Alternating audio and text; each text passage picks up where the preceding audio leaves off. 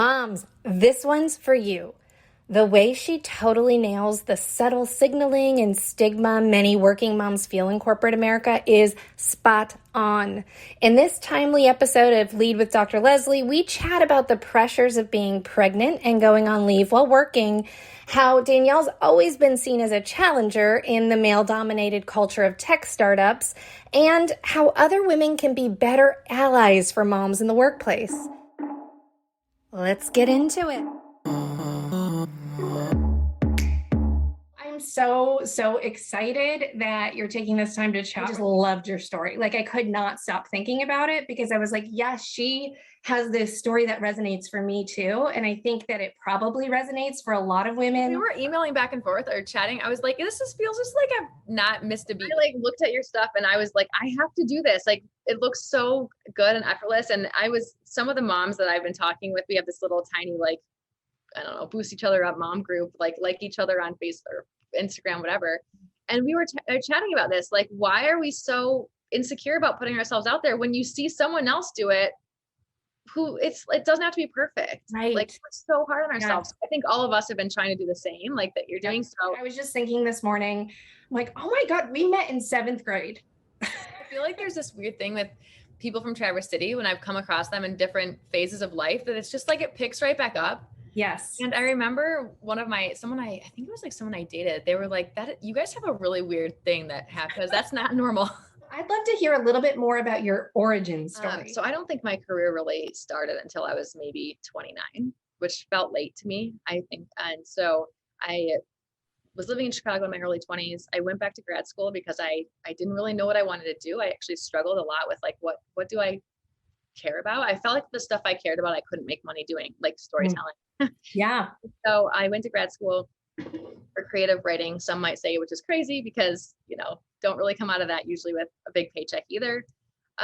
So after I finished grad school, I up and moved to New York with no plan, no job, very naively, underestimated, the cost of living in New York. I started to realize while I was there, I was like, oh, you know what? Maybe I don't even know why did I think I wanted to be in publishing? Right around that time, content marketing became a big buzzword and people were trying to hire content marketers. And so I found these startups, and I found the startup that hired me as a content marketer based on having this, master's in writing, and really just kind of fell in love with, I can tell stories in a different way. I can tell a business story. And these tech companies, these tech startups, which were obviously been taken off for a long time now, but in New York, we're just like, it was really, really awesome.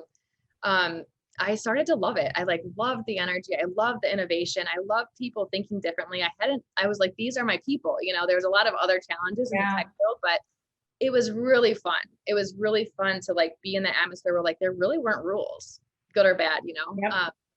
And you could kind of create what you wanted to. And so I moved around to a few different companies, over a few different years, trying to just soak up as much as I can. At that point, I was like, okay, my goal at this point is to learn as quickly as possible and get to the next step, because I felt a little behind. I'm 29. Like I don't want to spend like years and years in one position and just and the great thing about startups is that you tend to learn super fast because you're doing a million different things.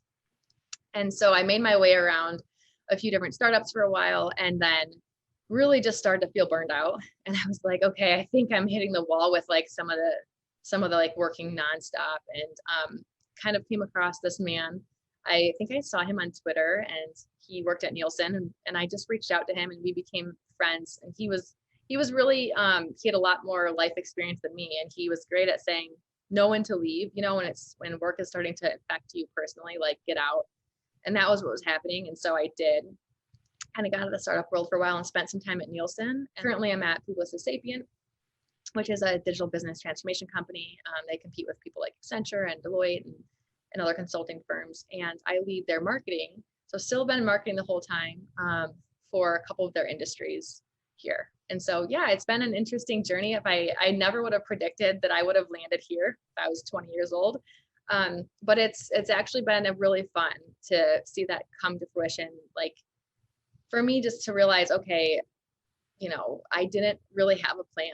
I felt a little lost in my 20s, and taking that leap of faith to go to New York with no plan was actually like the best thing that I could have done for myself, because you really have to figure it out. And I think for me, the type of person that I am, like that kind of pressure helped me a lot. Yeah. I think in the tech space specifically, we have a lot of growth opportunity with just women in the culture and the opportunities at the top. That's just known. That's a known fact. And it's true in those companies. They tend to be very male dominant. And you have to really, I felt myself anyway, like elbow your way to like do things differently. I do think it's getting a little better, but that was one really like noticeable challenge, is that you are in the minority of people in the company. As a mom, as a working mom, I remember actually feeling really, I don't know, I guess naive about that, because I always had a mom that worked, and I did not even ever hear her talk about any of this stuff. And I think part of it made me sad that like women have just silently put up with this. Mm-hmm. And like, I don't know in our mom's generation, like if they were talking to each other, or just, my guess is a lot of them suffered silently. And I remember when I had a woman boss when I got pregnant with my son, and she was incredible. But I actually remember feeling very nervous to say, because I just thought, oh, I'm starting to see how some things play out in bigger companies. At this point, I was at Nielsen, and they're an incredible company, by the way, too. They just really, their leave options and everything were fantastic. But I was newer to the company at the time. I think I hadn't even been there a year yet.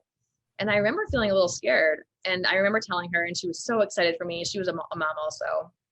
And then she ended up leaving the company, and I ended up reporting to this man. And his wife actually was pregnant at the same time I was. And I think I couldn't have imagined a better place to kind of have that experience, because as I was even going out on leave, I'm like, oh, I'm going to be working. I felt like I had to make sure, don't worry, I'm not going to let you down. I'm not going to actually go on leave. I'm just going to have a baby, and it's not going to change anything. And I was like, you can contact me. I'm going to be available. And he was just like, please stop, and it was great, because he really was like, please don't be on email. Don't be doing that. Like, enjoy the time, but also it's going to be hard. He was a dad. And I remember I was just like, nope, I'm going to do it. And then the minute that I had my son, I was like, oh no, I'm not, I don't even have the capacity to. And I just felt so thankful that I didn't have to worry about that, because the company really genuinely took care of women for maternity. But I've seen and heard comments and around that since in different places I've been. It's not like that. I've heard comments of actually from mostly other women around, like, it's a vacation for moms, like, oh, she leaves all the time at 2:30 to pick up her son. But a lot of times what you don't see is like moms are signing back on at the end of the day when everyone's sleeping. Right. And putting in more time. So it's just, there's a really strange, and this is something we pitted ourselves against each other. Right. You can support moms in the workforce and what works for them just as much as you can support single women in the workforce, or not single, but women who don't have children in the workforce. And it shouldn't be one or the other.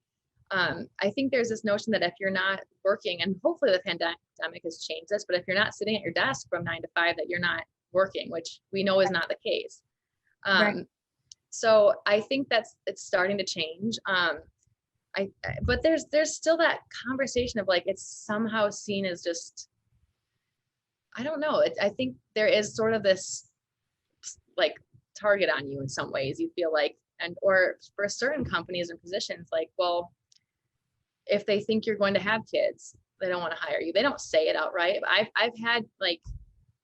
I've felt the need to be like, oh, I'm not having any more kids. You don't know. You just feel like it could be something that they use against you behind the scenes. I think from the example you just gave, even other women may be judging each other about visibility in the workplace, when visibility is not actually a metric that tells us anything at all, right? And that's why we see a lot of companies moving to more project-based requirements for their employees, because in other countries, right, we're seeing at least 3 different countries right now piloting the 4-day work week, which is really exciting. And I hope that that's going to be coming to us soon someday, but we'll see. But the point there is that they're determining that people are so much more productive, right? When we're working smarter, not harder. And some of that looks like reframing the way we see work and the way we see others working. Is there anything you think that anybody can do in the workplace to promote a better environment for mothers? I've thought about this a lot in the Yeah. pandemic because I feel so fortunate that I have the flexibility because I've talked to one of my coworkers who's a mom, and what's happening with COVID is if your kids get sent home, even if they don't have it, say the school shuts down, you have to quarantine for 2 weeks. You can't invite like somebody over to watch your kids if you think you have hey, by the way, my school's got shut down for COVID. Could you come watch the kids? No. Right. So you're trying to work at home with kids. And if you have young kids, I of course can't speak for people with older kids. I'm sure there's a whole other slew of challenges. It's so stressful. It's so stressful to feel like I have to try to work. I have my kids here to watch them while I'm working full time with my husband who works. And it feels like you're drowning. And so I think having that flexibility, being able to say, hey, I'm going to be a little spotty during the day. My kids are from school. I'll be back on at night is, to me, at least one of the better options you could have. Because I don't know what, for people who haven't had that, and there's so many people in the workforce that don't, think if you're a single mom and you have to go into a retail location or right. other places, what do you're constantly like battling this. Right.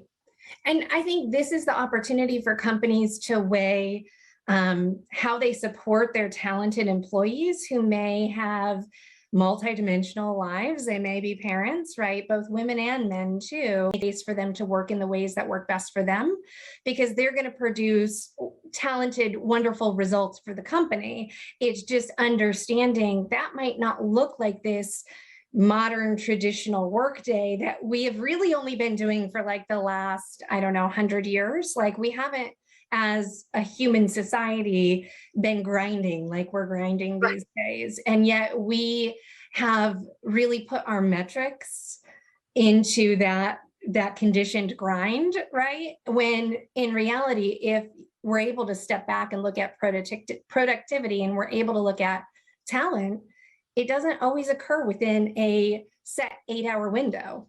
Exactly. It's and I do think a lot of, especially there are a lot of firms. I'm fortunate that actually most companies I've worked for have leaned in that direction. But yeah, I think just not having that pressure to know, okay, I have a boss or a manager that I can go to and say, oh my gosh, this is what's going on. Hey, no big deal. Do what you got to do, and like that pressure that's off of you to be able to. And so I think that's also just trusting your employees. Hey, I trust that you're going to get your job done. Sometimes it looks a little different from week to week. That's huge. And I think with so much being remote now, we have at least leveled the playing field a little bit on that. Right. So that's nice. Right. Yeah. I'm really curious to see what happens though in the future for parents in the workforce. And, it's hard. My hope is that there's an understanding of the holistic needs that employees need in companies, and that we're the generation that could do better, right? That we're looking at maternity leave across the board for all women, not just the companies who get it right. That we're looking at government subsidies for childcare, because it costs an entire salary to be able to afford childcare, right? So people are in this catch-22 of, I would love to work a little, but I have to work a lot because I have to afford a lot of childcare, right? And so really thinking about what do we as a society value and how do we support working parents and what's best for the children too. I think the childcare thing is so huge, because even if you want to, say you're just a really ambitious person, you're just like, I like, at least in the markets where I've lived, it is so expensive. And I'm sure it is just across the board. I don't know like the stats on other markets, but it is college tuition, private school tuition to send your kids to childcare. And there's also this really strange, again, women against women thing where you have people, I've gotten these conversations like, well, the right thing to do is to not work. And it's like, well, why?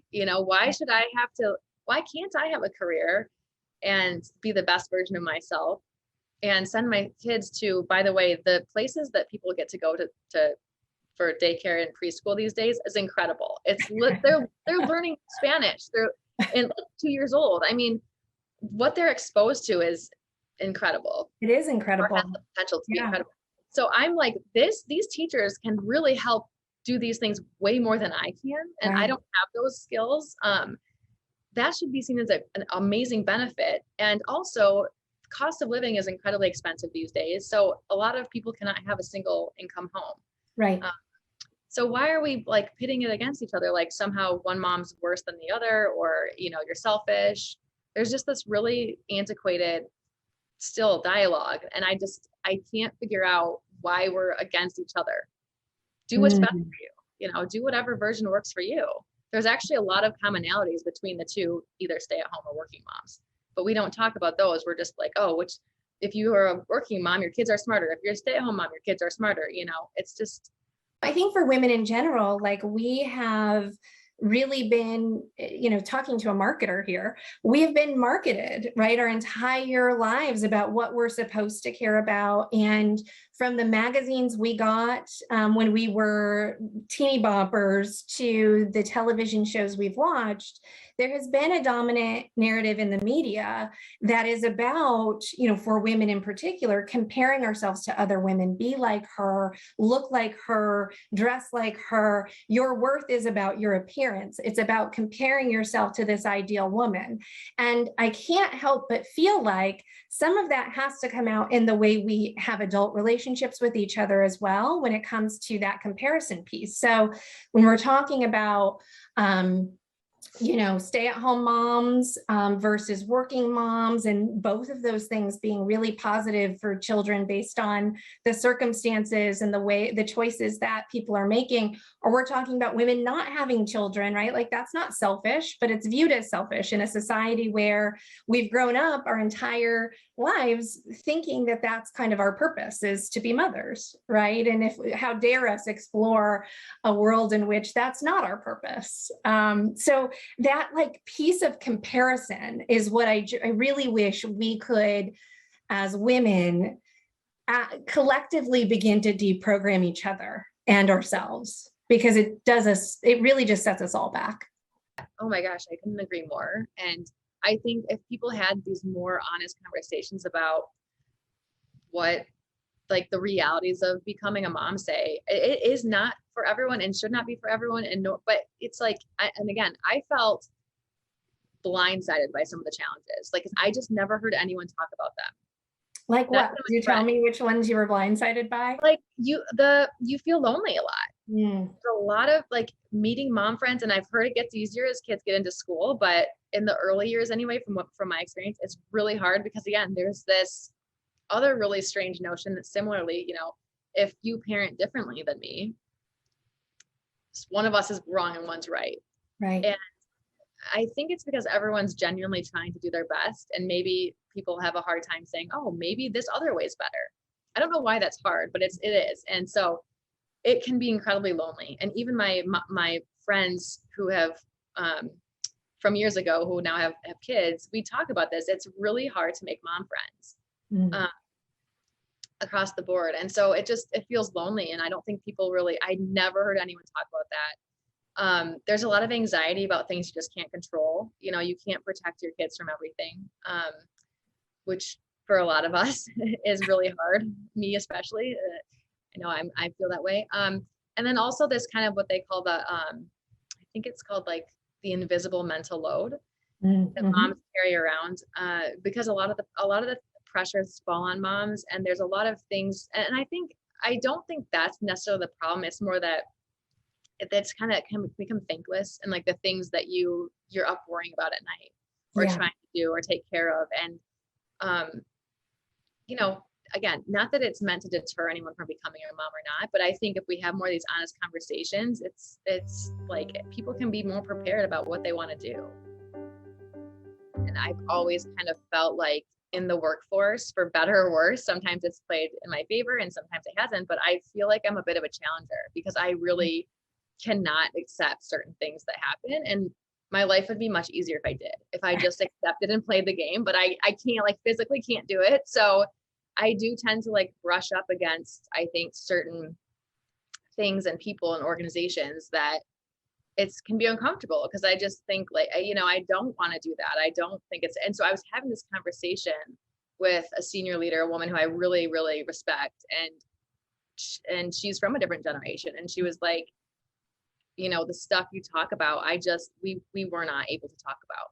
Right. And the stuff you're trying to change, or, and so I think and I have this conversation with one of my coworkers who's similar. It's kind of a really it's not it's a thankless job, because you come across as like the person that's always, trying to change things, or it can be seen as like someone who just can't go along with the process.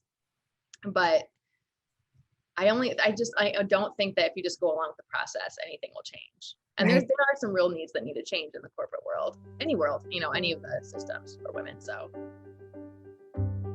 And you were talking about how it can be really lonely, because you feel sometimes like you're the only one speaking up to say, but have we thought about this? Or what about that? Or let's look at it this way. And then you start to empower other people to kind of join you in that triumph. That to me sounds like a really solid leadership strategy. Is that something that you've done intentionally, or has it just naturally come to you over the years? I do think I've learned these different, a few different tactics. I think there's some, I'm going to totally butcher the quote, but it's something like, trying to get people to understand what you're trying to do and bring them along with you. Mm-hmm. I don't know that I've always been incredibly graceful with that, but I do think as I moved along, I've gotten a little bit better at it. And I'm completely direct, and I'm really a transparent person. So I don't think anyone's surprised when they meet me that I might bring up certain things, and I don't try to do it in an uncomfortable way. But I think I've learned to not everyone is comfortable with that, even if they agree with you. And so I think for me, I started to realize okay, it's okay if I'm the one challenging certain things, because behind the scenes, these people are starting to make little changes too. Mm-hmm. And that's really what's going to, move the needle. And when I was leaving one of the last companies I worked at, somebody reached out to me when I was leaving, and they said, thanks for always something around the lines of you made me a better person because you were always trying to do what was right. Oh, I love that. That was all I needed to hear. Is okay, sometimes it felt incredibly lonely. It was a senior person company, and it was a man. And I was okay, you know what? You don't always see what's the ripple effect of your actions, good or bad. And so I that was a little bit of a payoff. And so yeah, I think it's just, learning from those things and tweaking it as you keep going, because you do have to still play some of the game, and you have to keep your job, hopefully. But yeah, I think it's learning who those allies are, and also who cares and who doesn't. And that's okay. Some people just aren't going to care, and that's all right. It sounds to me like you have a really good sense of trust in yourself to know when, maybe when to bring things up, but also kind of a North Star of why it matters, and knowing that as a leader, or as somebody who is being a challenger of the status quo, knowing that you can't expect to have positive affirmation or results right away sometimes in those scenarios. And you just have to trust that that you're doing the best thing, and people will come along because it's the right thing to do. Yeah. Yeah. And I think that's all you can do. And I think that as soon as you realize, I know it's took me a lot longer than I wish, but businesses are businesses. They care about the bottom line pretty much only. And then there's people. And so I think when for me, again, going back to looking at different companies, you owe them your best, and that's it. And so when that doesn't serve you anymore, I don't think it's wrong to say, okay, I'm going to check something else out, because I'm not feeling it here anymore. It's a relationship essentially. And so I don't think anyone owes more to these places, and they owe you the best that they can give you too. And that looks different for all companies. So I think we're getting better, though. I think companies are getting better at realizing, people do have choices. It's competitive out there. I think it's great what's happened recently. There's a lot of opportunity for people. So companies do have to step their game up and say, what can I offer people to keep them around? Right.